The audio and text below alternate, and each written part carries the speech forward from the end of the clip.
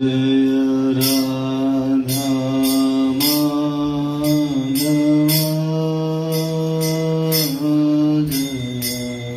कुंज बिहारी।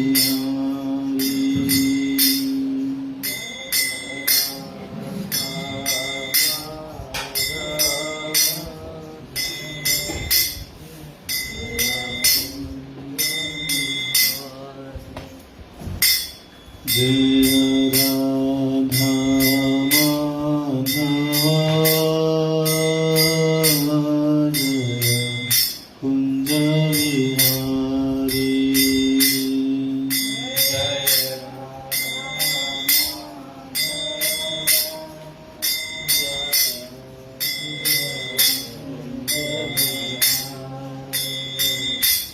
जय गोपी जन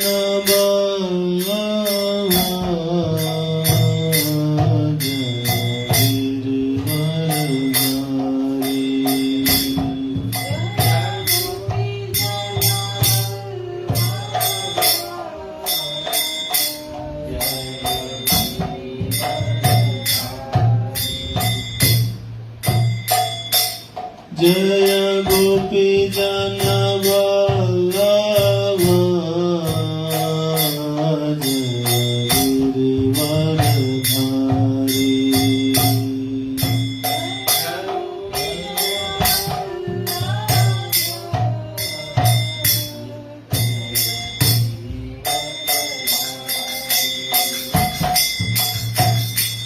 जय राधा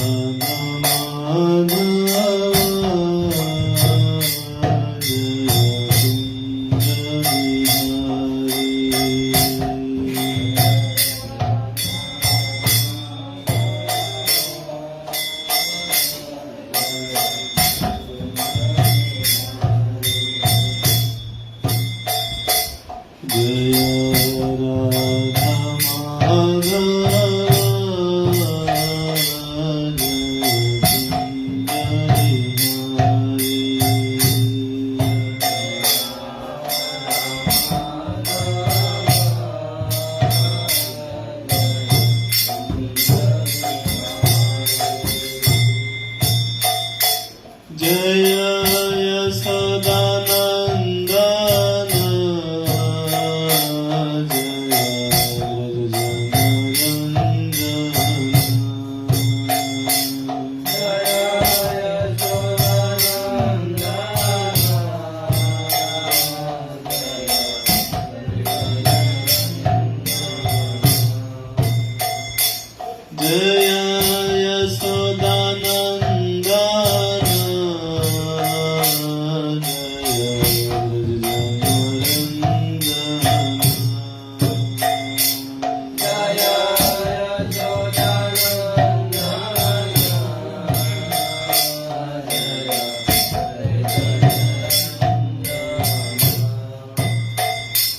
जय जय Yamuna तीरवनचारी।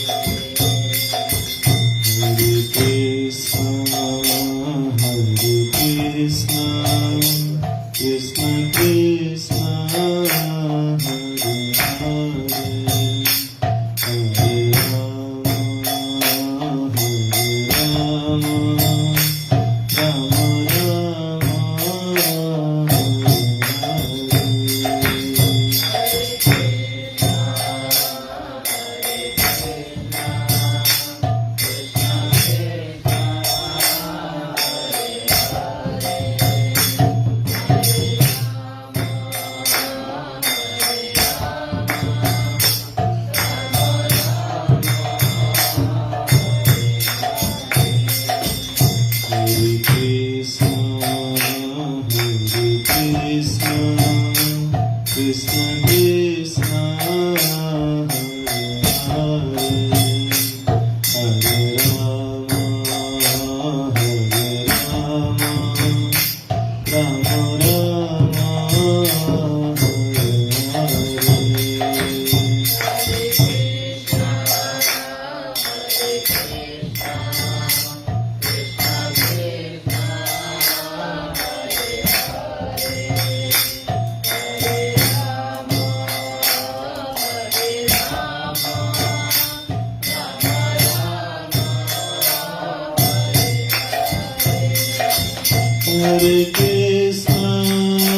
Hare Krishna Krishna, Hare Rama, Hare Rama, Rama Rama,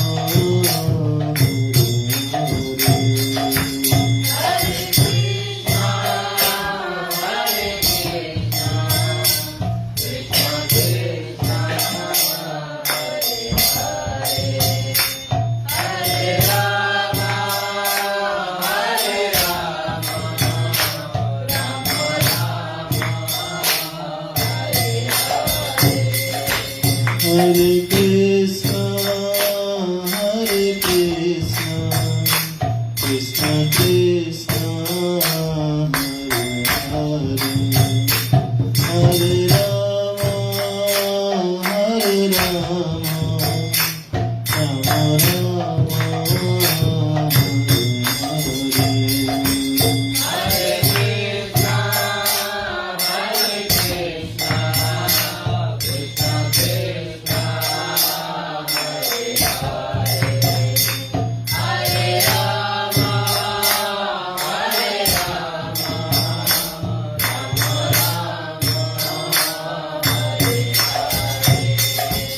Hare Krishna, Hare Krishna, Krishna Krishna, Hare Hare, Hare Rama, Hare Rama, Rama Rama, Hare Krishna,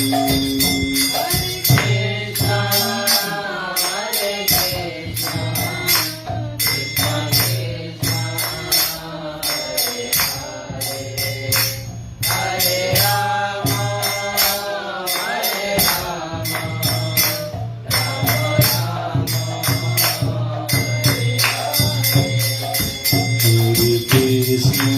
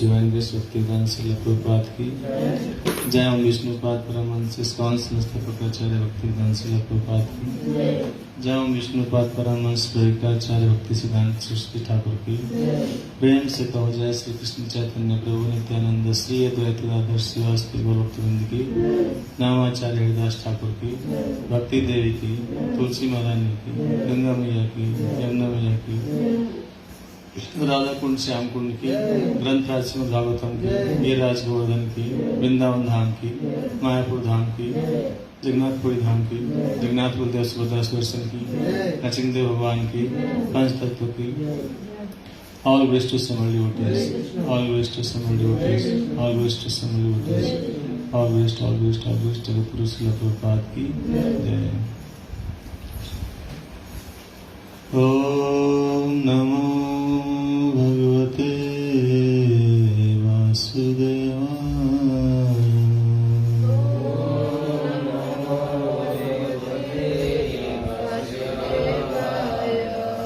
ओम नमो भगवते वासुदेवाय।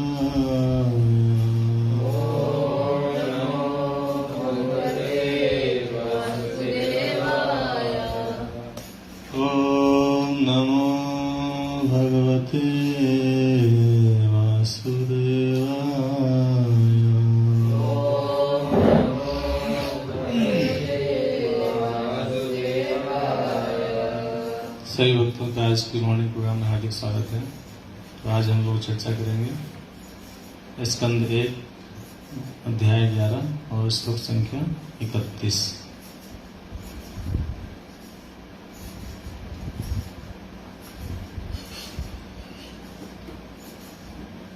पत्न्या पतिम प्रोस्य गृह अनुपागतम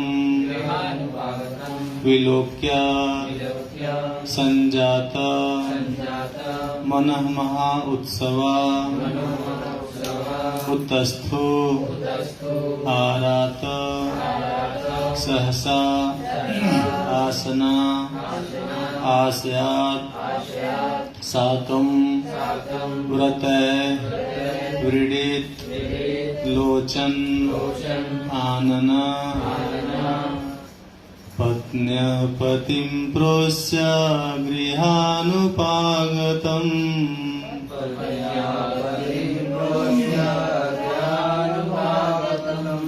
विलोक्य संजात मनो महोत्सवा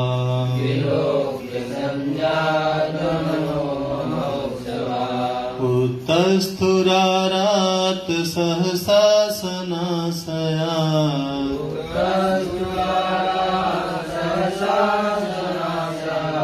साकं व्रतैर्विदितलोचनानना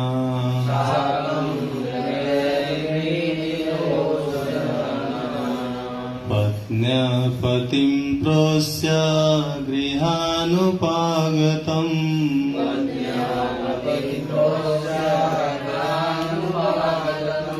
विलोक्य सञ्जातमनो महोत्सवा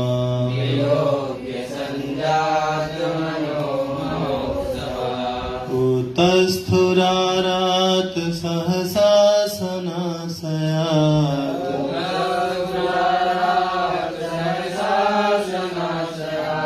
साकं व्रतैर्वीडितलोचनानना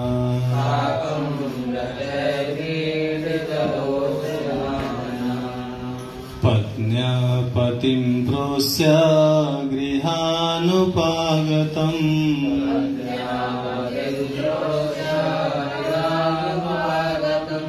विलोक्य सञ्जातमनो महोत्सवा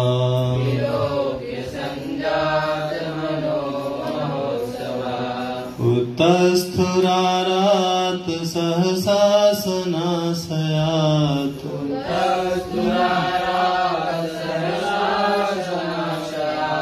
साकं व्रतैर्वीडितलोचनानना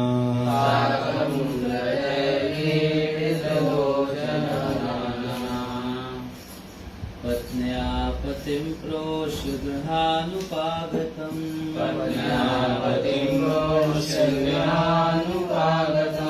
विलोक्य सञ्जातमनो महोत्सवः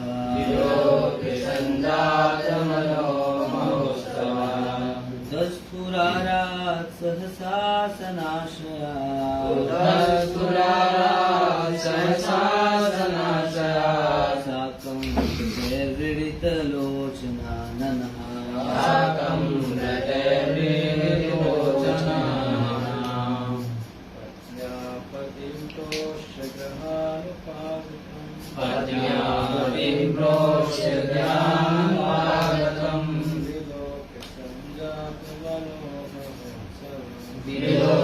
सञ्जातमनो महोत्सवा उतस्थुरारात् सहसा सनाशयात् साकं व्रतैर्वीडितलोचनानना पत्न्या पतिं प्रोष्य गृहानुपागतम् विलोक्य सञ्जातमनो महोत्सवः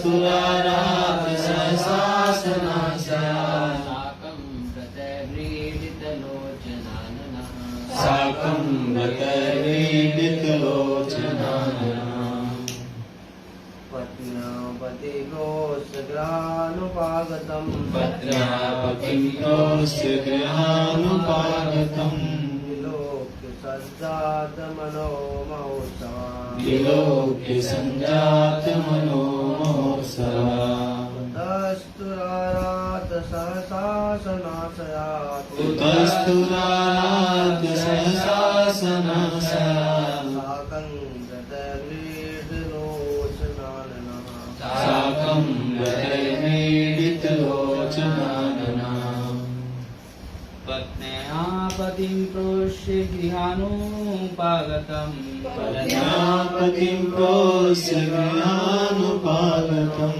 विलोक्य सञ्जातमनो महोत्सवः विलोक्य सञ्जातमनो महोत्सवा उत्तस्थुरारात् सहसा सनाशयात् उतस्थुरारात् सहसा सनाशयात् साकं व्रतैर्वीडितलोचनाननः साकं व्रतैर्वीडितलोचनानना पत्न्यां पतिं पद्मनापतिं पद्मनापतिं गृहानुपागतम् विलोक्य सञ्जातमनो महोत्सवम् विलोक्य सञ्जातमनो महोत्सवम्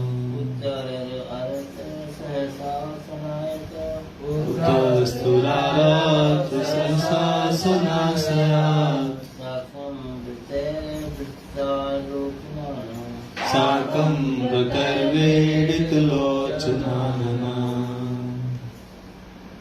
माताजी पत्न्यापतिं प्रोष्य गृहानुपागतम् पत्न्यापतिं प्रोष्य गृहानुपागतम् विलोक्य सञ्जातमनो महोत्सवः विलोक्य सञ्जातमनो महोत्सवः कस्तुरारात् सहसासनाशयात् कस्तुरारात् सहसासनाशयात् साकं वृतैर्वेडितलोचनाननः साकं वृतैर्वेडितलोचनानना।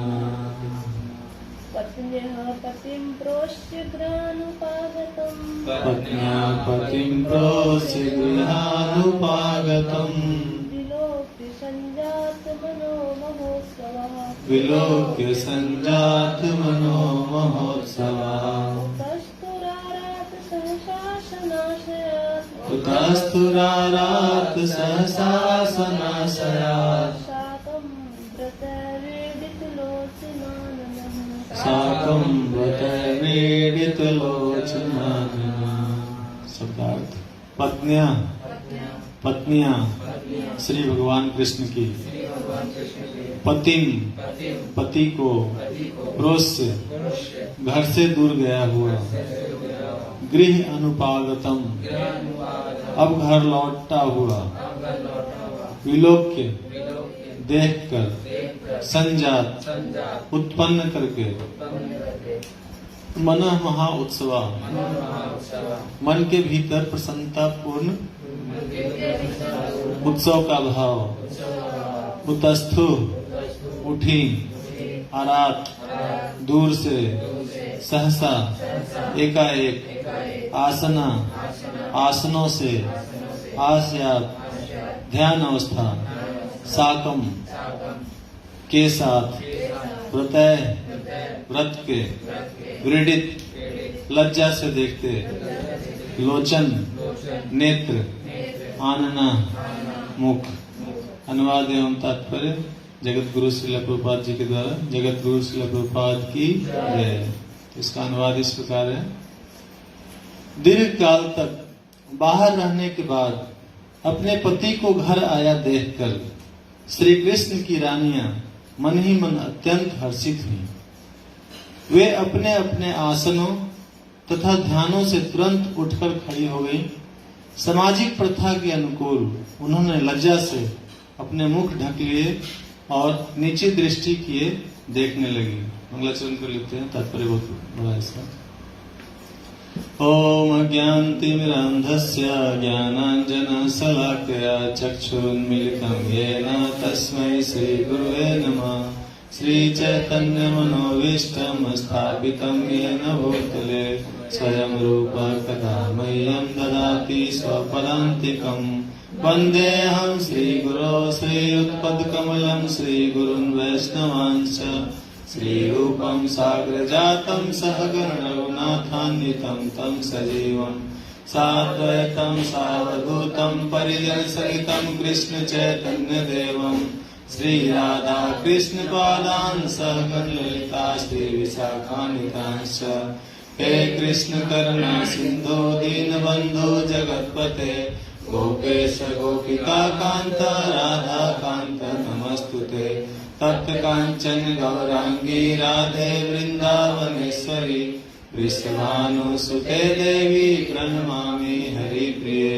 वाञ्छाकल्पतरुभ्यश्च कृपा सिन्धुभ्यैव च पतितानां पावनेभ्यो वैष्णवेभ्यो नमो नमः। जय श्री कृष्ण चैतन्य प्रभु नित्यानंद श्री अद्वैत गदाधर श्रीवासदि गौर भक्तवृंद। हरे कृष्णा कृष्णा कृष्णा हरे हरे, हरे राम राम राम हरे हरे।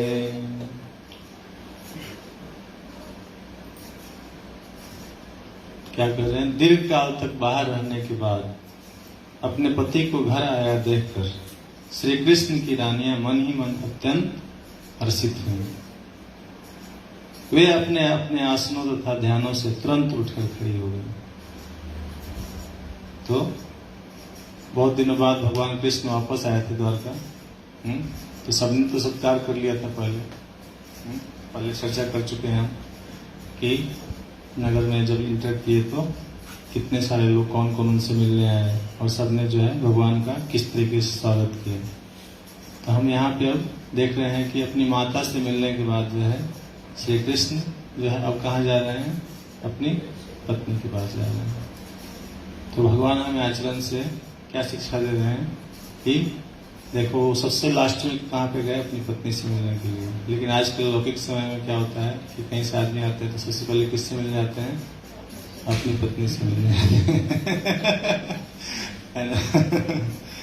सबसे पहले भाग के जाएंगे अपनी पत्नी से मिलने के लिए। लेकिन यहाँ पे शास्त्रों के माध्यम से जो है भगवान क्या शिक्षा दे रहे हैं कि पत्नी उससे सबसे लास्ट में मिलने जा रहे हैं।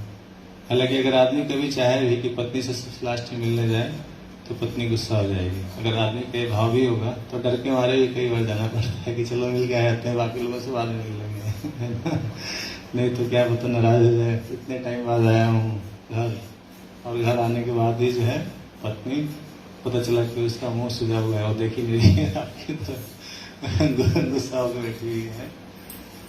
लेकिन यहाँ पे सारी चीजें देखेंगे तो बहुत ही स्पष्ट है और क्लियर है। भगवान भी सबसे लास्ट में गए अपनी पत्नी से मिलने के लिए, अपने माता से, अपने पिता से, अपने गुरु से, समाज जो नगर के बाकी लोग थे वहाँ पे द्वारका के, सबसे मिले। सबसे मिलने के बाद जो है सबसे लास्ट में कहाँ गए हैं? अपनी पत्नी से मिलने के लिए। और जब मिलने गए हैं तो ऐसा नहीं था कि लास्ट में गए तो उनकी पत्नियां जो थी नाराज थी कि अरे अब समय मिलाए तुम्हें, अब आएगा हमारे पास मिलने के लिए। अभी तक तो जो है बार बार घूम रहे थे। एक तो साल भर बाद, कितने साल बाद आए और उसके बाद भी जो है बार बार घूम रहे हो, तुम्हें जरा भी फिक्र ही नहीं है। तो जनरली जो है लौकिक संसार में क्या होता है, इस तरीके के हमें ताने देखने को मिलते हैं, लोग सुनाते हैं कि तुम्हें हमारी कोई फिक्र ही नहीं है ना। लेकिन उनकी पत्नियों ने क्या किया? उनको देख के क्या हुई? हर्षित थी। ऐसा नहीं था कि वो गुस्सा थी कि कब से आया द्वारका में और अभी तक जो है हमसे मिलने नहीं आया, हमारी सबसे लास्ट हुआ है, तुम्हारे जीवन में हमारी कोई इम्पोर्टेंस नहीं है, सबसे लास्ट में मुझसे मिलने आया। तो उनकी पत्नियां भी आचरण से क्या सिखा रही हैं भगवान की? वे अपने अपने आसनों तथा ध्यानों से तुरंत उठकर खड़ी हो गई। तो क्या कर रही थी पत्नियां उनकी? ध्यान में थी। किसके ध्यान में थी? पक्का कृष्ण की थी या टीवी सीरियल ध्यान कि आज क्या क्या सीरियल में आएगा, कौन सी मूवी देखी थी, उसमें कैसे जो है हीरो ने जो है हीरोइन को उछाल लिया था विलेन से। तो उसकी चिंतन कर रही थी या कृष्ण की चिंतन कर रही है? कृष्ण की चिंतन कर रही है। मतलब यहाँ पे क्या बता रहे हैं कि अपने कृष्ण उनसे दूर भी थे तो भी वो उस समय भी क्या कर रही थी? कृष्ण का ही ध्यान कर रही थी। और जैसे ही उन्होंने देखा कि श्री भगवान कृष्ण जो है महल में इंटर किए, उनके घर में इंटर किए, तो तुरंत जो है उठ के खड़ी हो गई, है ना। सामाजिक प्रथा के अनुकूल उन्होंने लज्जा से अपने मुख ढक लिए और नीचे दृष्टि किए देखने लगे। तो जैसा सामाजिक प्रथा के अनुकूल, मतलब ये पुरानी बातें हैं बता रहे हैं। सामाजिक प्रथा जो है, प्रथा जो पुरानी चली आ रही है, ये अभी की बात नहीं की जा रही है। अभी तो जो है ये चीजें जो है कहीं देखने को मिलती नहीं, बहुत ही रेयर ऑफ रेयरेस्ट केसेज होगा कि कहीं पे जो है लज्जा और से जो है स्त्री जो है अपना मुख ढक ले और नीचे देखने लगे, है ना। ये सब चीजें कहाँ होती हैं आज के समय में। हालांकि हमें ऐसा नहीं सोचना चाहिए कि हम भी कोई रामचंद्र नहीं है, इसलिए मैंने सीखा कि जो है वो नहीं करनी चाहिए कि हमें जो है सारी स्त्री जो है वो एक्चुअली में समाज में कई बार ऐसा होता है, देखा जाता है कि पुरुष वर्ग जो है जब ऐसे शास्त्रों में पढ़ते हैं तो स्त्री के लिए तो एक आचरण की अपेक्षा रखते हैं कि स्त्री का आचरण होना चाहिए, बट हम लोग अपने आचरण के ऊपर ध्यान नहीं देते। तो हमें भी जो है, हमें सीता जैसी स्त्री अगर समाज में चाहिए तो हमें भी रामचंद्र की तरह जो है अपने आचरण प्रस्तुत करने पड़ेंगे, तभी मिलेंगे, ऐसे नहीं मिलेंगे। तो कह रहे हैं कि सामाजिक प्रथा के अनुकूल उन्होंने लज्जा से अपने मुख ढक लिए और नीची दृष्टि किए देखने लगे। तात्पर्य में प्रभुपाद जी क्या बता रहे हैं, पढ़ते हैं। जैसा कि ऊपर कहा गया है, भगवान अपनी 16,108 रानियों के महलों में प्रविष्ट हुए। तो भगवान 16,108 रानियों के महलों में प्रविष्ट हुए। ऐसा नहीं था कि आज जो है रुक्मिणी जी का टाइम है तो कल जो है सत्यभामा के पास जाना होगा, तब तक सत्यभामा नाराज हो जाएगी। देखो रुक्मिणी से ज्यादा प्यार करते हैं, जब आते हैं तो उसी के पास चले जाते हैं सबसे पहले। 16,108 रानियों के महलों में एक साथ प्रविष्ट हुए भगवान। तुरंत जो है अपना एक्सपेंशन किए और सबके घर में चले गए। इसका अर्थ है कि भगवान ने तुरंत ही अपना विस्तार उतने अंशों में कर लिया जितनी रानियां तथा महल थे। जितने महल थे, जितनी रानियां थी, उतना तुरंत जो है भगवान ने अपना विस्तार किया और उन सबों में एक साथ पृथक पृथक घुसे। एक ही साथ, मतलब एकदम से टाइम फिक्स था कि 6 जैसे 7:15 पे एंटर करना है, एकदम 7:30 बजे दर्शनार्थी खुलने वाली है, तो 7:30 बजे एकदम सारे एक साथ, है ना। तो 7:30 बजे जो है भगवान एक ही साथ सबके घर में प्रवेश किए। ऐसा नहीं था कि 5 मिनट का भी, 2 मिनट का, क्या पता उतने में तो जो है बवाल हो जाता, तब तक पता चल जाता दूसरे को कि देखो उधर चले गए हैं। हालांकि भगवान जो है एक्सपेंशन तो कर लिए थे, लेकिन अगर थोड़ा सा भी डिले हो जाता किसी घर में घुसने में और उसको पता चल जाता कि उधर आए हुए हैं, बवाल हो जाता ना। तो इसलिए भगवान ने क्या ध्यान रखा कि एक साथ जो है एकदम से बिल्कुल फ्रैक्शन ऑफ सेकेंड का भी जो है डिफरेंस नहीं हुआ और सबके घर में एक साथ घुसे। यहाँ पर उनकी अंतरंगा शक्ति की अन्य अभिव्यक्ति हुई है। वे इच्छानुसार अनेक आध्यात्मिक स्वरूपों में विस्तार कर सकते हैं, यद्यपि वे अद्वितीय हैं। तो क्या कर रहे हैं कि भगवान अद्वितीय हैं, लेकिन अपनी इच्छा के अनुसार जो है क्या करते हैं, अनेक आध्यात्मिक स्वरूपों में विस्तार कर सकते हैं। श्रुति मंत्र से प्रतिपादित होता है कि ब्रह्म एक है, किंतु इच्छानुसार वह अनेक बन जाते हैं। परमेश्वर के ये अनेक विस्तार पूर्ण तथा भिन्नांशों के रूप में होते हैं। तो ये विस्तार जो करते हैं, कभी भगवान अपने पूर्ण अंश में करते हैं, कभी भिन्नांश के रूप में करते हैं। भिन्नांश उनकी शक्ति के द्योतक हैं और पूर्णांश उनके व्यक्तित्व की अभिव्यक्तियां हैं। इस तरह भगवान ने अपने 16,108 पूर्ण अंश प्रकट किए। तो यहाँ पे लेकिन क्या बताया जा रहा है कि भगवान ने जो अंश प्रकट किए थे वो पूर्ण अंश थे। ऐसा नहीं था कि कोई अलग अलग, सब एकदम डिट्टो कृष्ण, ऐसे के वैसे। मोरपंख भी वहीं के वहीं थे। ऐसा नहीं था कि मोरपंख जो है यहाँ पे लगा था, किसी वाले में लेफ्ट में लगा था तो किसी वाले में राइट में लगा हुआ था। सारे मोरपंख जो थे भगवान के, माला भी सब सेम थी, वस्त्र भी सब सेम थे, एकदम डिट्टो। तो इस तरह भगवान ने अपने 16,108 पूर्ण अंश प्रकट किए और प्रत्येक रानी के महल में एक साथ प्रविष्ट हुए। यह वैभव, यह भगवान की दिव्य शक्ति है। चूंकि वे ऐसा कर सकते हैं, अतएव वे योगेश्वर भी कहलाते हैं। तो ऐसा करते हैं तो भगवान का एक नाम है योगेश्वर, योगेश्वर ही बोलते हैं भगवान को। सामान्यतः योगी अपना अधिक से अधिक 10 गुना विस्तार कर सकता है। प्रभुपाद जी ने एक सेंटेंस यहाँ भी लिख दिया है, ये थोड़ा डेंजरस है, क्योंकि यहाँ पे लिखा है कि योगी अपना अधिक से अधिक 10 गुना विस्तार कर सकता है, मतलब 10 रूपों में अलग अलग डिवाइड कर सकता है। आप सिद्धि करोगे, सिद्धि प्राप्त करके जो है 10 में तो अपने आप को विस्तार कर सकते हो, 16,000 15,000 नहीं कर सकते, या लाखों में नहीं। भगवान तो लाखों में कर सकते हैं। इतने सारे ग्वाल बाल, इतने सारे जो बछड़े थे वहां पे तो उनकी कोई संख्या ही नहीं थी। कितनी संख्या में उन्होंने भगवान ने विस्तार किया। लेकिन अगर आप सिद्धि प्राप्त करोगे तो आप भी 10 गुना विस्तार कर सकते हो। तो भौतिक संसार में लोग सुनेंगे तो कहेंगे अरे तब तो थोड़ा जो है नाम हरे कृष्ण मंत्र जपना चाहिए, कम से कम 10 का विस्तार करके जो है 10 तो शादी कर ही सकते हैं आराम से 10 स्त्रियों के साथ तो रहने को मिलेगा कम से कम है। तो ये वाली पॉइंट जो है इसलिए प्रभुपाद जी ने लिखा है कि सबको बताना है कि देखो आप अगर हरे कृष्ण महामंत्र तो ऐसे नहीं जपेगा, ठीक है, तो उसको ये लालच देके जपवा सकते हैं कि चलो अगर आप जपोगे, भोगी भी होगा तो उसको बताओ कि देखो अगर आप जपोगे तो बाद में जो है आप 10 में एक्सपेंशन कर सकते हो आप है ना, तो 10 में एक्सपेंशन करोगे तो आप जो है ज्यादा भोग कर सकते हो। लेकिन भगवान इच्छानुसार कई हजार गुना या अनंत विस्तार कर सकते हैं। अविश्वासी लोग यह जानकर आश्चर्यचकित रह जाते हैं कि कृष्ण ने 16,108 से अधिक रानियों से 16,000 से अधिक रानियों से विवाह किया, क्योंकि वे उन्हें अपने ही समान मानकर अपनी सीमित शक्ति से उनकी शक्ति की तुलना करते हैं।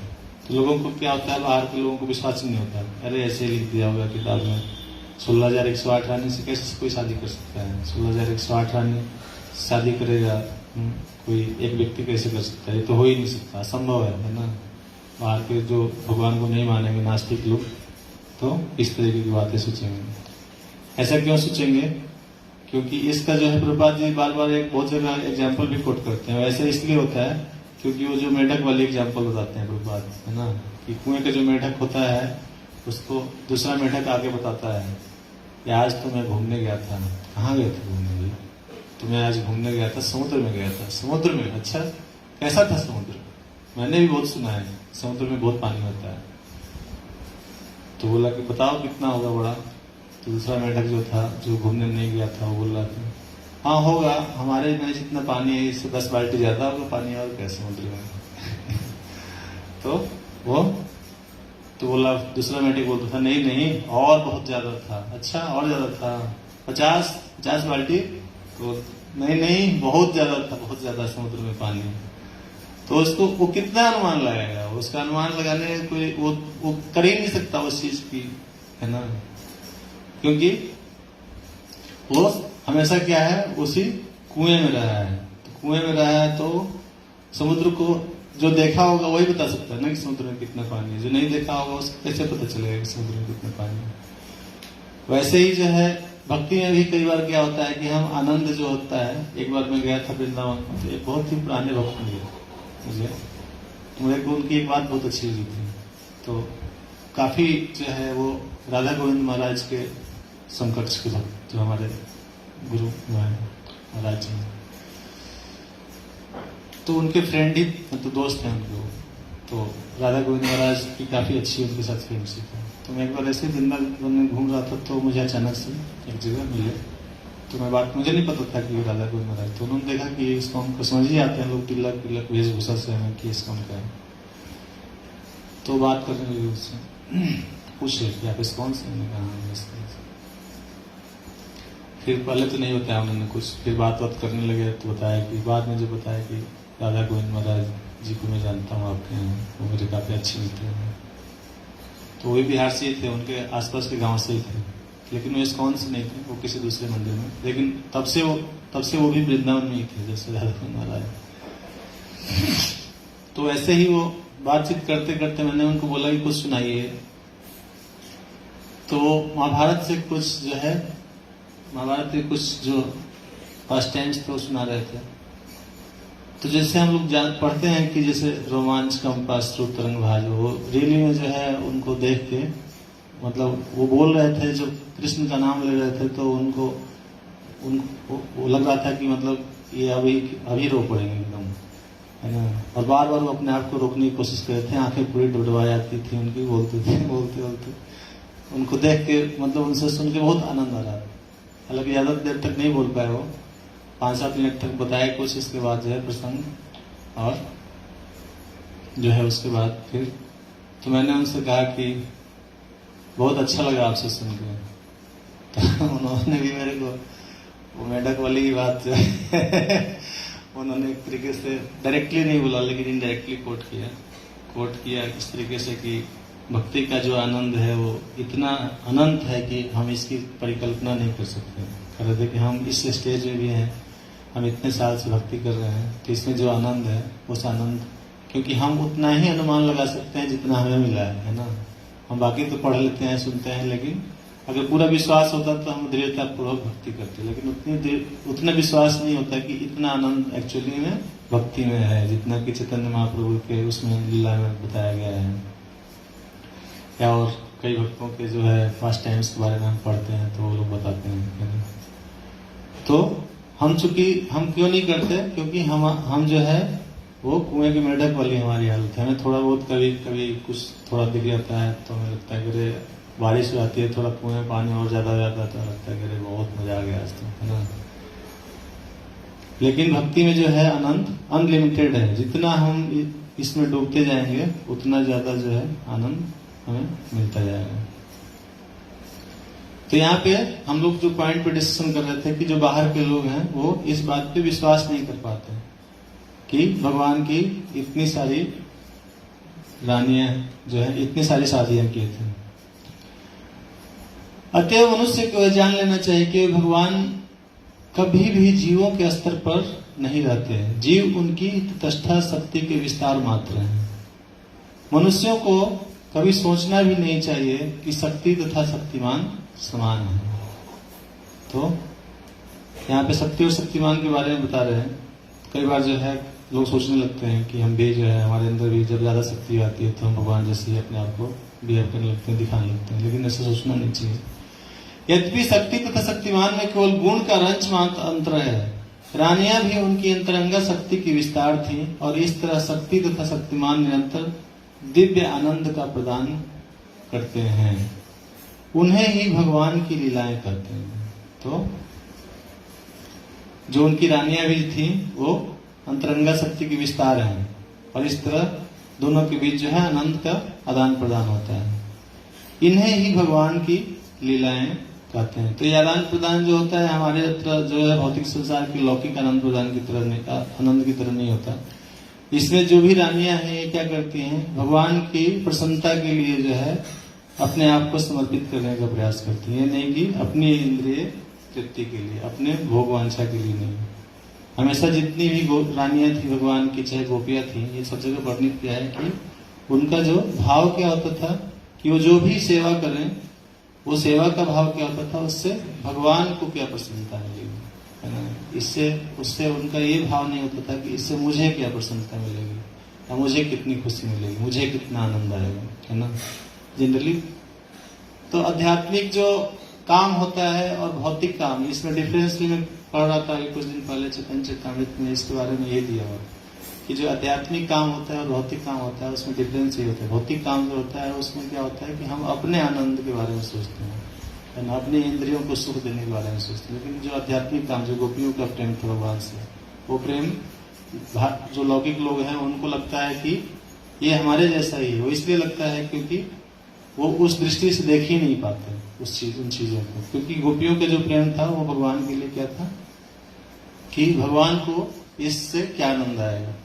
इसलिए कई बार जो है हम लोग जैसे कीर्तन होता है चाहे जो भी होता है तो भक्त लोग जैसे डांस करते हैं चाहे जो करते हैं, तो हमारा क्या भाव होना चाहिए कि हम जो नृत्य कर रहे हैं इसमें हम लोग जनरली हमारा भाव होता है कि हम सोचते हैं कि हमें मजा आएगा, है ना, नृत्य करके। लेकिन नृत्य करते वक्त अगर जब आप या कीर्तन करते वक्त जब आपका अगर आपका अंदर ये भाव रहेगा कि मैं जो कर रहा हूँ इससे भगवान कितने खुश हो रहे होंगे, इनको कितनी प्रसन्नता मिलेगी, तो अगर ऐसा भाव आपके हृदय में प्रकट होगा तो आप देखेंगे कि आपको ज्यादा आनंद मिलना शुरू हो जाएगा। आपका जो है उसमें आपको और ज्यादा आनंद आएगा, उस मतलब पहले वाले आनंद से ज्यादा आएगा।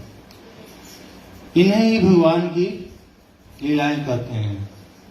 अतएव किसी को यह जानकर आश्चर्य नहीं करना चाहिए कि भगवान की इतनी पत्नियां थीं।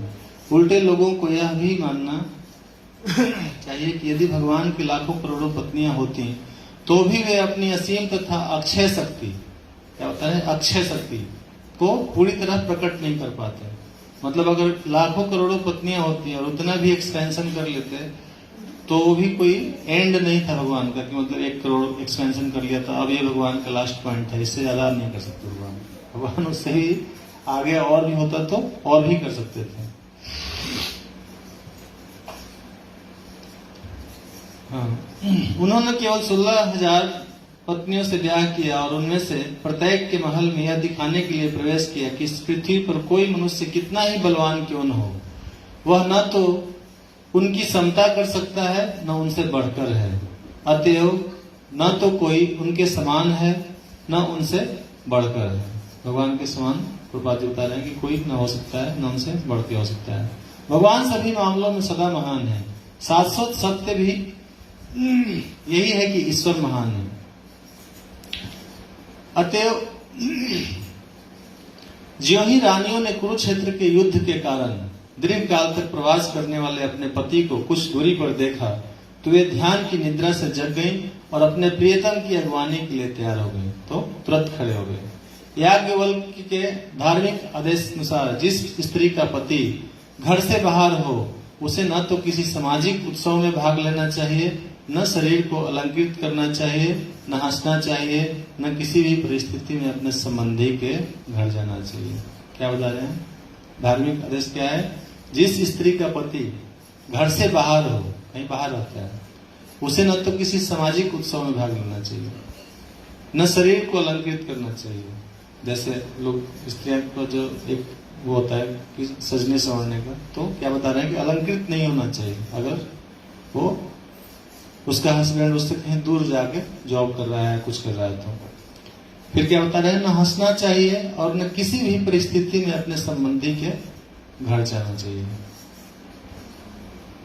लेकिन आजकल देखेंगे तो ये उल्टा ही चल रहा है, साथ है ना। आजकल पूरा ही रिवर्स है।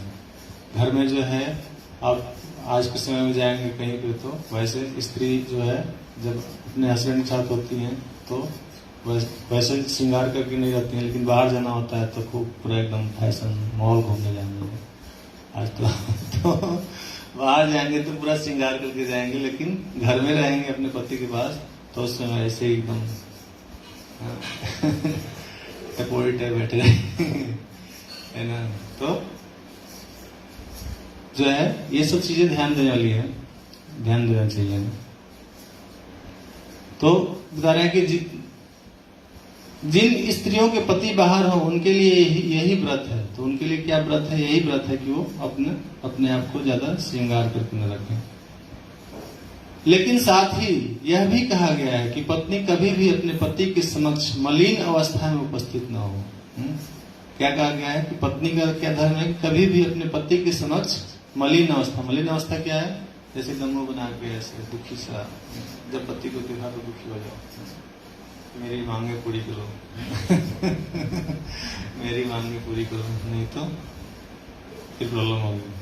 तो इसलिए, लेकिन कि यहाँ पे क्या बता रहे हैं कि दुखी नहीं रहना है। दुखी बाहर के लोग जब दिखे तब दुखी दिखा देना कि हाँ एकदम मैं दुखी हूँ, मेरे कोई नहीं है ना। लेकिन अपने पति से जगन्नाथ बलदेव सुदर्शन की खुश मुद्रा में रहना चाहिए। वह अपने आप को आभूषणों से अलंकृत करे और अच्छे वस्त्र पहने और पति के समक्ष सदैव प्रसन्न तथा हर्षित मुद्रा में जाए। कृष्ण की सारी रानियां पति की अनुपस्थिति का चिंतन करते हुए ध्यान मग्न थी और निरंतर उन्हीं के ध्यान में लीन रहती थी। तो जो कृष्ण नहीं भी थे तो उनके ध्यान में ही सारी रानियां लीन रहती थी। भगवान के भक्त भगवान के ध्यान के बिना पल भर भी नहीं रह सकते। तो फिर रानियों के लिए क्या कहा जाए? क्या कह रहे हैं प्रभुपाद जी यहाँ पे? जी कहते हैं कि भक्त जो है वो भगवान के ध्यान के बिना नहीं रह पाते एक पल भी। तो फिर तो उनकी रानियां थी, वो उनसे भी ज्यादा क्लोज थी, तो वो कैसे रह पाते फिर उनसे अलग? वृंदावन की गोपियां जब भगवान वन में गाय चराने के लिए बाहर जाते थे तो भगवान को भुला नहीं पाते थे। जब बालक भगवान कृष्ण गांव में नहीं होते थे तो घर पर गोपियां नरम चरण कमलों से कठोर भूमि पर चलते हुए कृष्ण के बारे में चिंता करती रहती हैं। तो गोपियां क्या चिंता करती थी कि भगवान के चरण कमल जो है इतने मुलायम हैं, वो कैसे जो है जंगल में नंगे पांव जो है चल रहे होंगे। हमेशा इसी के बारे में उनको चिंता रहती थी, कहीं उनके पैर में कुछ चुभ न जाए, कांटा न चुभ जाए। तो कितना प्रेम था उनका उनके प्रति। कभी कभी इस तरह चिंतन करते करते वे समाधि में पहुंच जाती और हृदय में संताप करती। भगवान के शुद्ध पार्षदों की ऐसी ही दशा होती है। तो जो भगवान के शुद्ध पार्षद होते हैं उनकी भी दशा क्या बता रहे हैं? गोपियों जैसी होती है। वे सदैव समाधि में रहते हैं। अतएव कृष्ण की अनुपस्थिति में रानियां भी समाधिस्थ थीं। इस समय भगवान को कुछ दूरी पर देखकर उन्होंने अपने सारे कार्य छोड़ दिए, जिनमें उपर्युक्त स्त्रियों के व्रत भी सम्मिलित थे। क्या बता रहे हैं कि भगवान को कुछ दूरी पर देखकर उन्होंने अपने सारे कार्य छोड़ दिए, जो जो कार्य कर रहे थे। ये नहीं कि जैसे होता है कई बार हमारे अंदर ही भाव आता है, कह रहे मैं अभी कुछ काम कर रही हूँ, बाद में तुम्हें देखूंगी। ऐसा थोड़ी जरूरी नहीं, तुम आ गए तो तुम्हें ही देखना जरूरी है ना। इस तरीके का भाव आता है ना, तो ऐसा भाव नहीं रखना है। उन्होंने अपने सारे कार्य छोड़ दिए, जिनमें उपर्युक्त स्त्रियों के व्रत भी सम्मिलित थे। विश्वनाथ चक्रवर्ती ठाकुर के अनुसार इस अवसर पर नियमित मनोवैज्ञानिक प्रतिक्रिया हुई। पहले तो वे सभी अपने अपने आसनों से उठ गई, क्योंकि अपने अपने पति को देखना चाहती थी, किंतु स्त्री लज्जा के कारण वे रुक गईं। लेकिन प्रबल उत्कंठा के कारण उन्होंने इस दुर्बलता की अवस्था पर काबू पा लिया। क्या बता रहे हैं कि जो उनके अंदर स्त्री लज्जा के कारण वे रुक गए, लेकिन प्रबल उत्कंठा के कारण उन्होंने इस दुर्बलता की अवस्था पर काबू पा लिया और भगवान का आलिंगन करने की भावना से अभिभूत हो गई। और इस विचार ने उन्हें अपने आसपास के परिवेश से अचेत कर दिया। तो उसके बाद जो है उनके अंदर भगवान को आलिंगन करने का भाव आया, और इस भाव के आने से जो है वो भूल गए कि आसपास के परिवेश में और चीजें क्या है, कौन नहीं है।